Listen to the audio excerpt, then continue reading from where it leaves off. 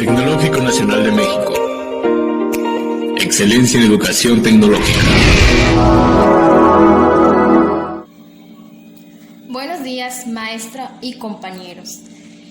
Nosotros somos alumnos del Instituto Tecnológico Superior de Valladolid y como parte de la materia de Innovación Tecnológica 1, impartida por el maestro Felipe Neri Aguilar, vamos a presentar nuestro video acerca del tema 2, que conlleva a los enfoques y técnicas para desarrollar habilidades creativas y emprendedoras. Los integrantes de mi equipo son Tzul Tus, Carlos Daniel, Tzul Mo, Luceli y Agustina y su servidora Tzul Setzal, Brenda Yasmin. A continuación vamos a presentar nuestro tema.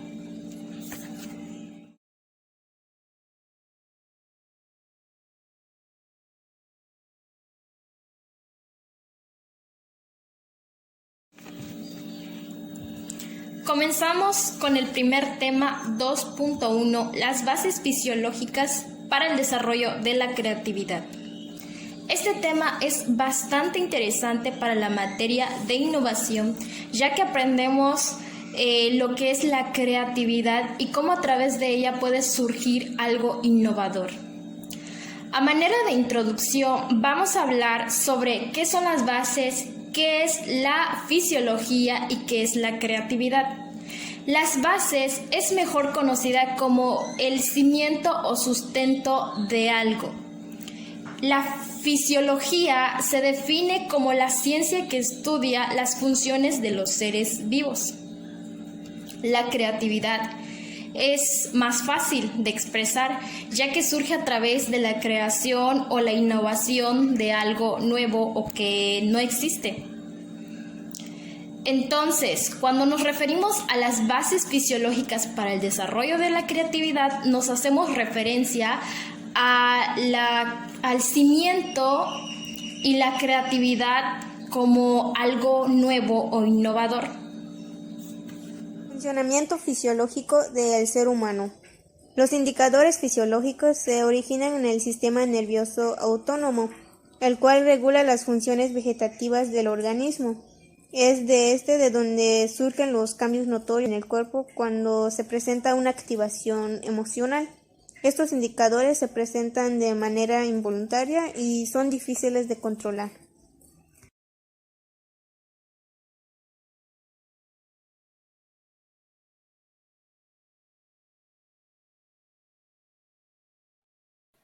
El cerebro. El cerebro es un órgano que se encuentra en el cráneo, parte de la cabeza, y es el principal órgano que centraliza la actividad del sistema nervioso.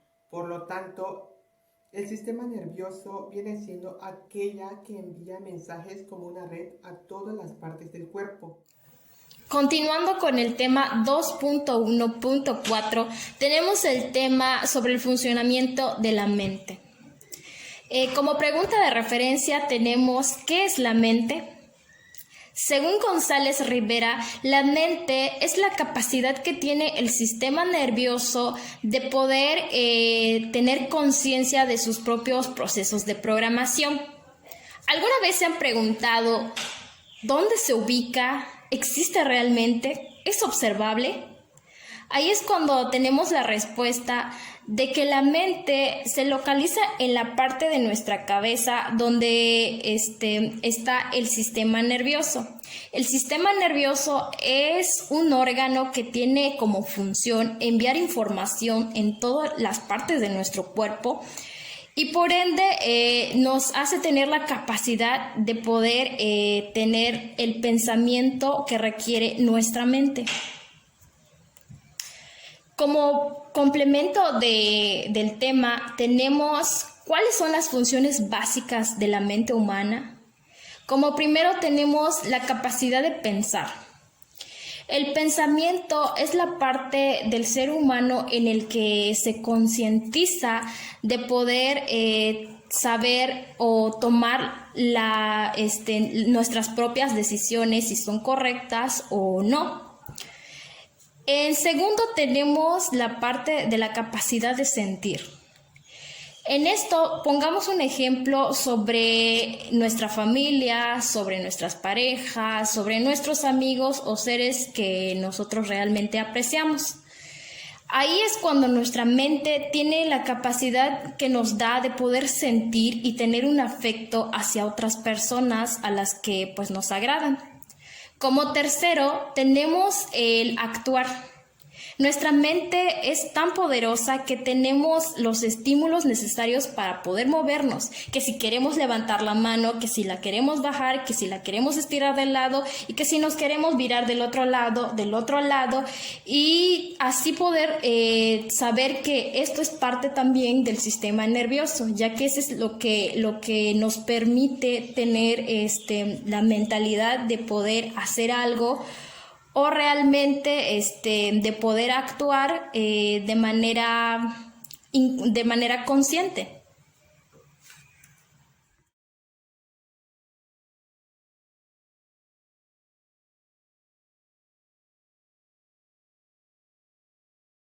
La creatividad. La creatividad viene siendo la capacidad, la habilidad del ser humano para intentar crear cosas nuevas que puedan ser objetos físicos, ideas, representaciones o simplemente fantasías. Esto se trata con la posibilidad de generar e innovar cosas nuevas.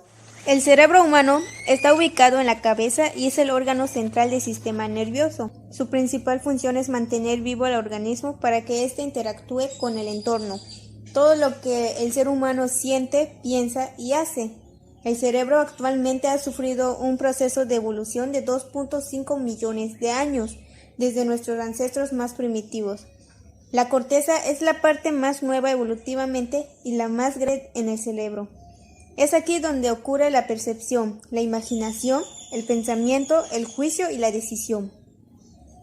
La corteza cerebral es la parte integradora de las informaciones aferentes y eferentes. Se divide en el hemisferio derecho y hemisferio izquierdo. A la vez, los hemisferios pueden dividirse en 4 grandes lóbulos cerebrales. El lóbulo frontal controla funciones como la resolución de problemas, pensamiento creativo, juicio intelectual, atención, comportamiento, reacciones físicas, pensamiento abstracto, movimientos coordinados y personalidad. El lóbulo parietal se centra en el movimiento, cálculo, orientación y ciertos tipos de reconocimiento. El lóbulo temporal controla la memoria visual, auditiva y comprensión del habla. Incluye áreas que ayudan a controlar capacidad de habla y escucha, comportamiento y lengua. El lóbulo occipital se encuentra en la parte posterior de la cabeza y controla la visión. Las diferentes partes de la corteza cerebral se encuentran involucradas en distintas funciones comportamentales y cognitivas. Los 2 hemisferios están íntimamente unidos por el cuerpo calloso, que es el que transfiere información de un lado a otro. De este modo, el hemisferio izquierdo funciona de forma cognitiva con el hemisferio derecho, brindando así una actividad cerebral integral. El hemisferio izquierdo está relacionado con la parte derecha del cuerpo y el hemisferio derecho está relacionada con la izquierda. El hemisferio cerebral izquierdo constituye la región izquierda del cerebro, automáticamente resulta idéntico al hemisferio derecho, pero guarda una serie de diferencias tanto en su comportamiento como en las actividades que desempeña. El hemisferio cerebral izquierdo conforma la región motriz que es capaz de reconocer grupos de letras formando palabras entre sí, como grupos de palabras formando frases. De este modo, desempeña actividades relacionadas como el habla, la escritura, la numeración, las matemáticas y la lógica, motivo por el cual es nombrado como el ministerio verbal. El hemisferio cerebral derecho constituye la región cerebral y superior del encéfalo, es decir, engloba la porción derecha de la corteza cerebral. El hemisferio derecho es considerado como un hemisferio no verbal, musical y sintético.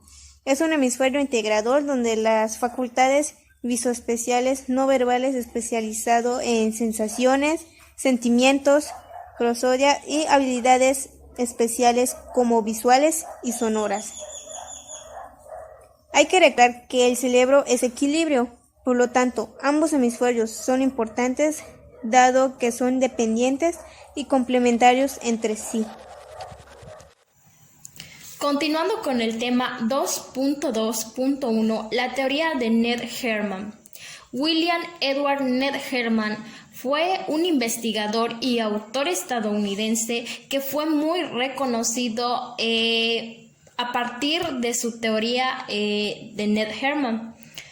Esto consta sobre las 4 cuadrantes cerebrales en las que nos hace el sustento de la idea de que cada hemisferio cerebral procesa diferentes maneras de pensar.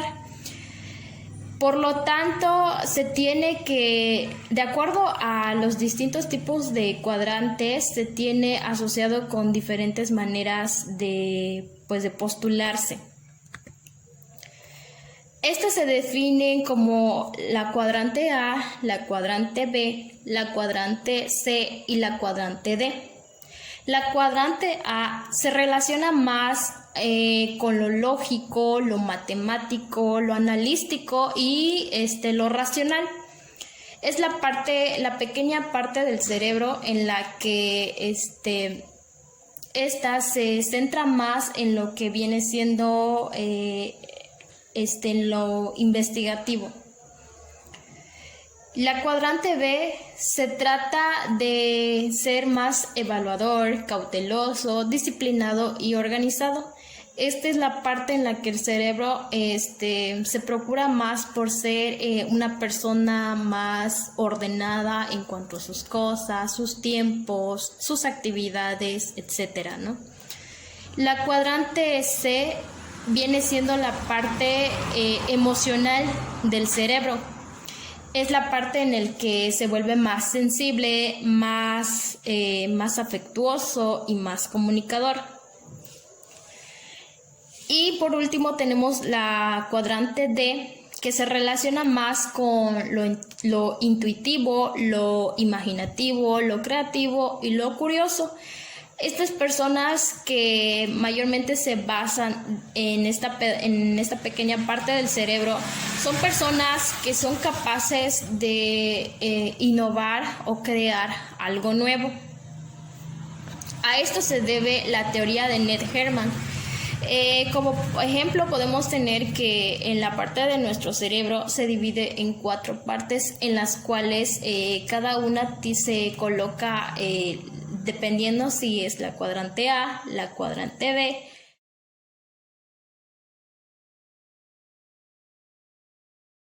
Teoría de las inteligencias múltiples. La investigación de Howard Gardner ha logrado identificar y definir hasta 8 tipos de inteligencia distintas. Vamos a conocer de manera más detallada cada una de ellas. La primera es la inteligencia lingüística. La capacidad de dominar el lenguaje y poder comunicarnos con los demás es transversal a todas las culturas. Desde pequeños aprendemos a usar el idioma materno para podernos comunicar de manera eficaz.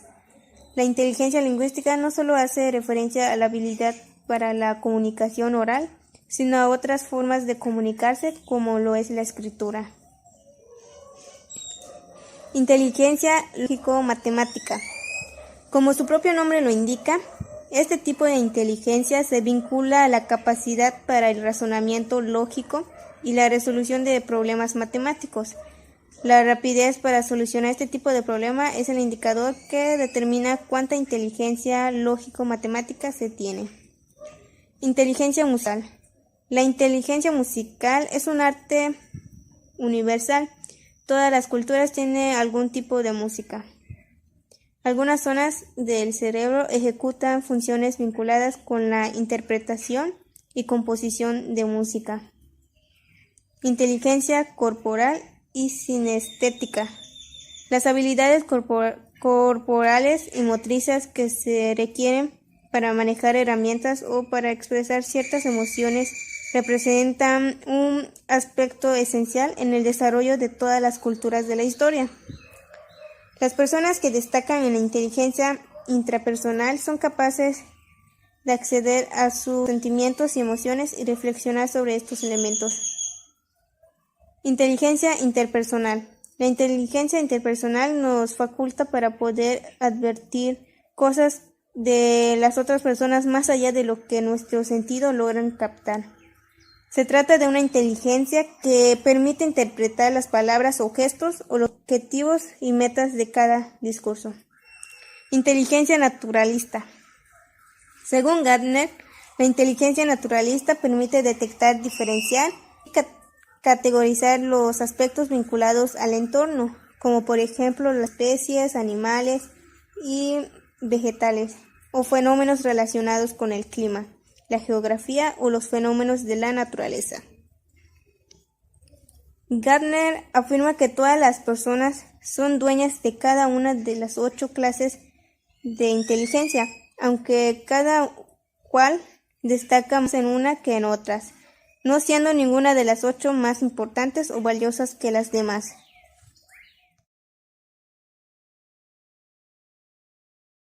Pensamiento sistemático.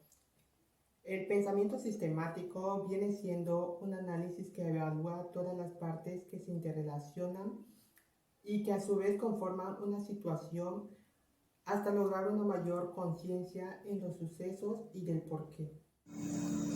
Continuando con el tema 2.4, el proceso creativo. El proceso creativo es un conjunto de etapas y fases en los que se desarrollan para proponer y poner en práctica la creatividad del ser humano. Muchas veces los seres humanos necesitamos ciertos procesos para poder desarrollar o implementar una nueva creatividad. Esto es con el objetivo de resolver problemas, de iniciar un nuevo proyecto, o también pudiera ser que en el proceso creativo se puedan aparecer nuevas ideas y configurarse un producto ya existente. Es decir, que cuando un producto ya existe, es necesario llevar a cabo una creatividad de poder innovar o mejorar el producto para que este ya no sea un producto existente, sino que se vuelva un producto único. A esto puede constar el proceso creativo, porque las personas necesitamos cierto tipo de procesos en los que necesitamos llevar a cabo para llegar a una cierta creación. Este proceso creativo normalmente lo podemos implementar con personas que les gusta la investigación o, es decir, a los científicos, esos que llevan una vida más larga en un largo plazo para crear y poder innovar algo nuevo que les gusta y que les llene de mucho agrado, para que en un futuro pueda darle a conocer a todas las personas. Etapas del proceso creativo. Como primera etapa tenemos el cuestionamiento y preparación.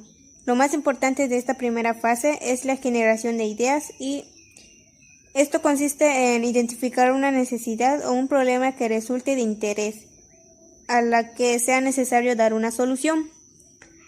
La segunda etapa es la incubación e iluminación. Durante esta segunda fase, el sujeto creativo debe incubar la idea, es decir, asimilar el conocimiento. Como tercera etapa tenemos la verificación o formulación lógica. En este punto del proceso debemos retomar la racionalidad y la crítica para poder discriminar aquellas ideas que no son de utilidad práctica y por lo tanto no resuelven los problemas planteados. Como última etapa tenemos la adaptación y difusión. En esta fase se une el proceso creativo con el proceso innovador. La innovación se produce cuando la idea se materializa en un nuevo proceso, bien o servicio. Las técnicas para generar ideas. Esta técnica es de gran utilidad para generar ideas creativas a partir de un problema o situación que ha sido previamente definido. Continuando con la explicación del tema 2.5.1, tenemos los análisis del campo de fuerza. Este análisis fue investigada, implementada y desarrollada por el psicólogo Kurt Lewin. Este psicólogo nos habla sobre los campos de fuerza como una herramienta que permite trabajar la resistencia al cambio a través de identificar dos tipos de fuerza. Estas se clasifican de la siguiente manera. La primera es la fuerza positiva, mejor conocida como la impulsora, y la segunda fuerza negativa, que es las represoras. A manera de ejemplo, podemos decir que las fuerzas positivas, o sea, las impulsoras, son aquellas que nosotros mismos podemos implementar a una persona, a impulsarla a un nuevo cambio, a dirigirlos, a guiarlos, a poder ayudarlos, motivándolos, ya sea con palabras, con acciones, con hechos, que los pueden ayudar de manera pertinente a lograr sus objetivos, impulsándolos. Y la segunda, que son las represoras. Estas mayormente se dan cuando les imponemos un límite a ciertas personas para que no puedan lograr sus objetivos. Estos se encargan de minimizar o disminuir los objetivos de las personas a crear o innovar algo nuevo. Técnica de asociación forzada o combinatoria. La técnica de la asociación forzada consiste básicamente en ligar distintas ideas, conceptos u objetos para resolver una determinada situación a la que se deberá enfrentar la persona. Técnicas de asociación libre. Este tipo de técnica puede emplearse para aludir a entidades que surgen de la unión voluntaria en los diversos integrantes en la sociedad. Ya para terminar nuestro video tenemos el último tema, que es el pensamiento colateral. Este es un método de pensamiento que puede ser empleado como una técnica para la resolución de problemas de manera imaginativa. Esta técnica consiste en 4 elementos. La primera es la comprobación de suposiciones. En este tipo de pensamiento, lo que dificulta es la búsqueda de soluciones a ciertos tipos de problema. Es por ello que para enfrentarla es necesaria tener una mente abierta para poder enfrentarse a cada tipo de problema. El segundo elemento son hacer preguntas correctas. Lo más importante también para este tipo de pensamiento es saber qué preguntas se deben formular y cuáles se deben implementar. Normalmente las preguntas deben ir de lo más general a lo particular para que puedan encuadrar con el tipo de problema. Conozcamos lo que viene siendo el tercer elemento. Este consiste en la creatividad. La creatividad, más que nada, es una imaginación como una herramienta clave para el pensamiento colateral. La costumbre de ver sobre los problemas siempre desde un mismo enfoque no siempre ayuda a resolverlos. Entonces es necesario enfocarse creativamente desde otro punto de vista. Y el cuarto elemento, que es el pensamiento lógico. Para lograr un pensamiento bien desarrollado es requisito refinar el análisis de modo lógico, la deducción y la disciplina del razonamiento, ya que sin estos elementos el pensamiento colateral sería un pensamiento anhelante, que solo se limita a extraer ideas excéntricas. A esto se debe lo que viene siendo el último tema que conlleva este video, que es el pensamiento colateral.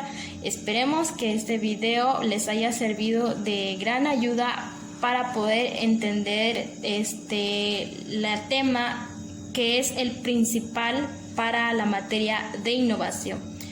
Sin más por el momento, nos despedimos. Muchísimas gracias por su atención.